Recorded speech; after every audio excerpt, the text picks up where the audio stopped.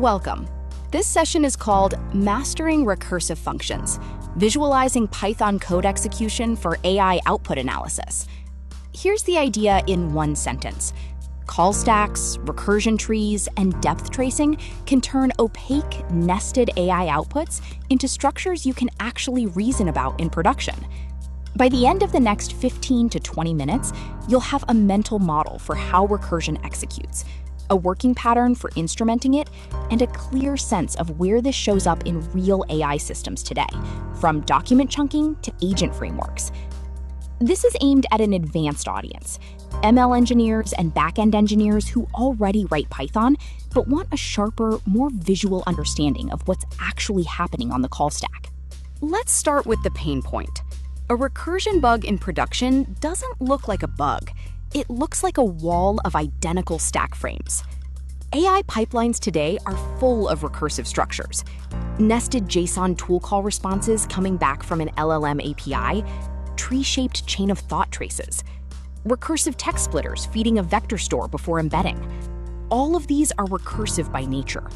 And when a recursive function misbehaves, wrong depth, runaway recursion, silent truncation, the default Python traceback gives you a wall of near-identical frames and absolutely no sense of the data shape that caused the problem.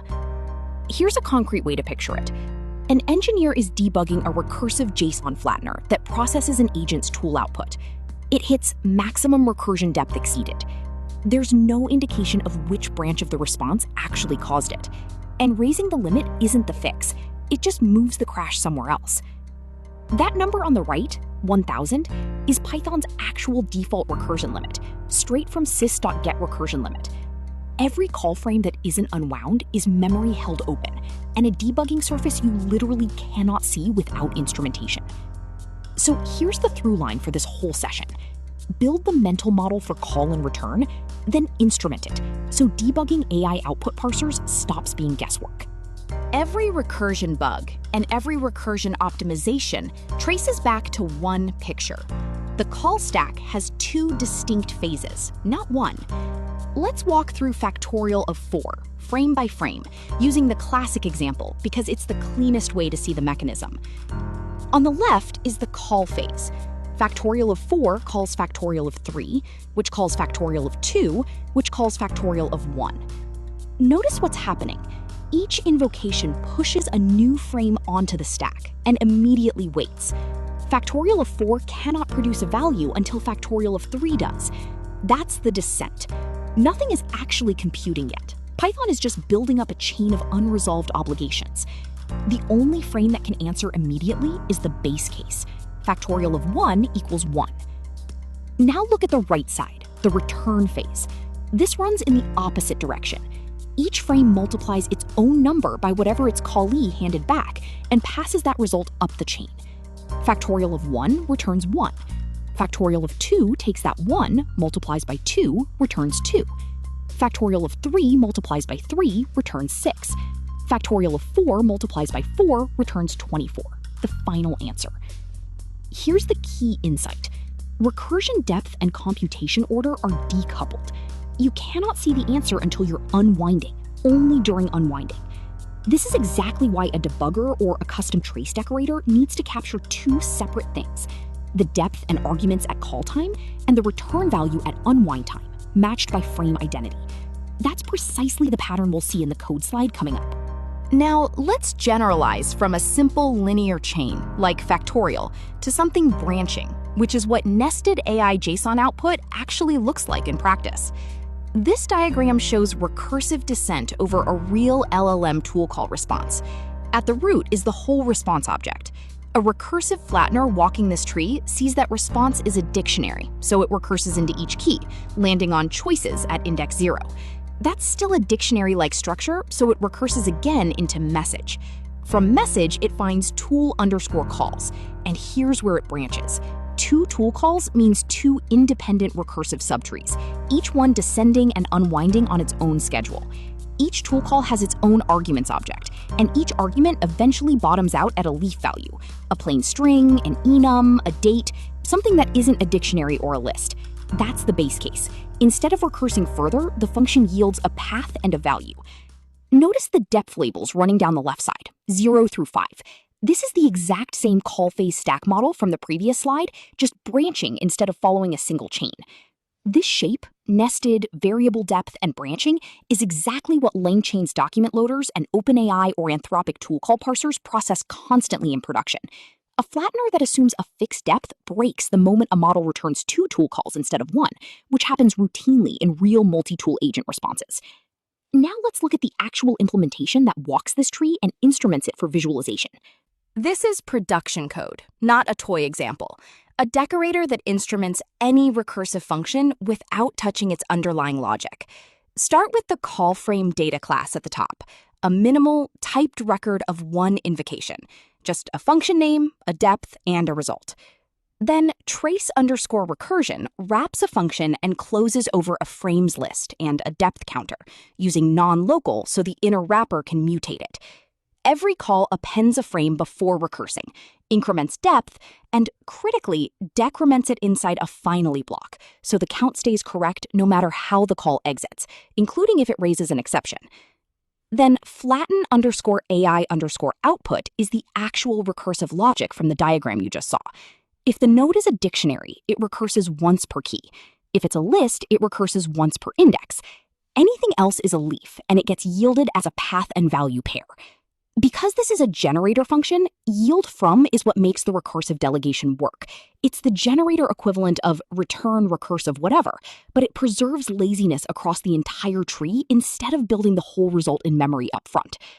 Look at the 3 callouts on the right. Line 18 captures depth and identity the instant a call begins, before any recursion happens beneath it. Line 23 is the guarantee. That finally block ensures depth always resets, even on an error path, so you never leak state. And line 32 is the delegation. Yield from hands control to the nested generator directly, with no manual stack bookkeeping required. Here's why this matters in a real incident. After a call finishes, wrapper.frames is a full ordered execution trace. You can render that as exactly the stack diagrams from the last 2 slides, turning maximum recursion depth exceeded from a dead end into a call tree you can visually inspect for the offending branch. With the mechanics covered, let's talk about what this actually costs, the trade-offs between recursion and iteration you pay for in production. Neither recursion nor iteration wins outright here. This is a real trade-off, and production code should make the choice explicitly, not by default. On memory, recursion's cost is the call stack itself, capped by Python's default recursion limit of 1,000 frames, a real checkable constant. Iteration replaces that with an explicit data structure you control, so its ceiling is just however much memory is available. On readability, recursion wins for genuinely tree-shaped problems. Try writing that JSON flattener iteratively, and you'll end up building your own manual stack, which is exactly the bookkeeping recursion gives you for free. On failure modes, a recursion error is loud and catchable, but raising the limit with sys.setRecursionLimit doesn't fix the underlying issue. It just moves the crash point closer to a raw C-stack overflow, which can segfault the interpreter instead of raising something you can catch. So the practical guidance. Parsers over AI-generated structures, bounded depth, arbitrary branching are a strong fit for recursion. Hot loop numeric code is not. And frameworks like LangGraph now expose an explicit recursion limit specifically because unmanaged recursive agent loops are a real production failure mode, not a hypothetical one. Next, the 2 techniques that make recursion production safe when you do choose to use it. These 3 patterns cover the vast majority of recursion caused an incident postmortems. Reach for them in this order. First, memoize before you do anything else. functools.lru_cache is a 1-line decorator that turns naive exponential recursion, the classic example is unmemoized Fibonacci, into linear time, just by caching on argument identity. Try this before reaching for anything more invasive. Second, bound depth explicitly, right at the boundary of untrusted input. If you're recursing over an AI model's output, validate a maximum nesting depth before you even start, instead of letting Python's recursion error be your only guard. That gives you a clean, typed error instead of a raw stack trace. Third, simulate tail call optimization. CPython's interpreter never performs true tail call optimization. Full stop. For genuinely deep linear recursion, a trampoline pattern, where a function returns a callable instead of recursing and a driving while loop keeps calling it, achieves the same effect manually in a single stack frame. And here's the connection back to modern AI systems. This is precisely why agent frameworks like LangGraph ship a configurable recursion limit. Recursive tool calling loops in production agents are a known named failure mode, and the fix is exactly pattern number 2, bound depth explicitly, rather than trusting the default. With guardrails covered, let's look at a real named production system built entirely around this pattern. This is a tool your audience has likely already used, which makes the pattern concrete instead of academic. LangChain's recursive character text splitter. Before any document gets embedded for retrieval, it has to be chunked. This splitter tries an ordered list of separators, a paragraph break first, then a sentence break, then a word break, then, as a last resort, a plain character split, and it only recurses into the next separator for pieces that are still too large after the current attempt. Structurally, that's identical to the JSON flattener from earlier. A chunk plays the role of the node. The separator list plays the role the "is this a dictionary or a list" check played before, and the base case is a chunk that already fits the size limit. Why recursion specifically, and not a fixed loop? Documents nest unevenly. Some paragraphs split cleanly at the first separator. Others need to fall all the way down to word-level splitting. Recursion adapts per branch, automatically, without a separate code path for every possible depth. That's a well-known pattern, already running in production today. Let's look at where this is heading next: recursive control flow inside AI agents themselves. Here's the idea that separates someone who learned recursion in school from someone shipping AI systems today. Recursion didn't go away with agents. It got a new failure surface. Modern agent frameworks structure an agent's reasoning loop. Plan, call a tool, observe the result, decide whether to continue, as a recursive, self-invoking process. LangGraph's recursion limit configuration exists for exactly the reason we just covered. Unbounded recursive reinvocation is a real named production failure, now surfaced at the framework level instead of left entirely to sys.setRecursionLimit. 3 things generalize the whole session. 1. The failure mode is the same one function-level recursion has always had. 2. Visibility into what happened at each depth is still the actual fix. A recursion limit error without a trace of what the agent was doing at each step is just as unhelpful as a raw recursion error. And 3, this one is new to the agentic context. Depth is not a proxy for progress. More recursive calls into an agent's own reasoning doesn't guarantee it's getting anywhere.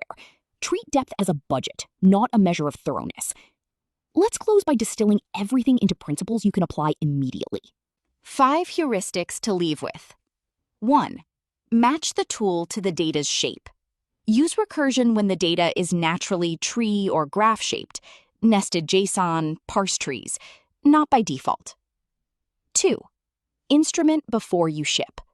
A depth and argument capturing decorator turns an opaque crash into a call tree you can actually read. 3. Memoize before you rewrite.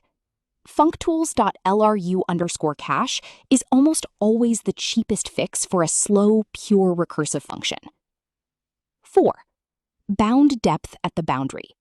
Validate untrusted input depth explicitly. Don't let sys.setRecursionLimit be your only line of defense. 5. Depth is a budget, not a proxy for correctness. That's true in call stacks, and it's just as true in recursive agent loops. Bound it deliberately, then verify it visually. A few places to go deeper. Python Tutor at pythontutor.com gives you a free browser-based step-by-step visualization of exactly the call stack model from earlier in this session.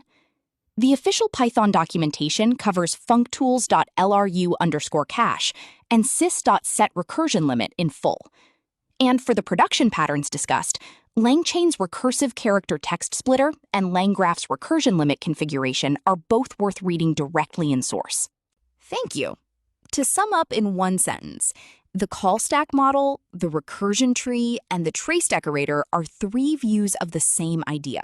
And that same idea now shows up one level higher, inside agentic systems too. I'd love to open it up for questions on instrumentation approaches, on how this behaves differently with async or generator-based recursion, or on the agentic recursion limit topic, which tends to spark the most discussion. Thanks again for your time.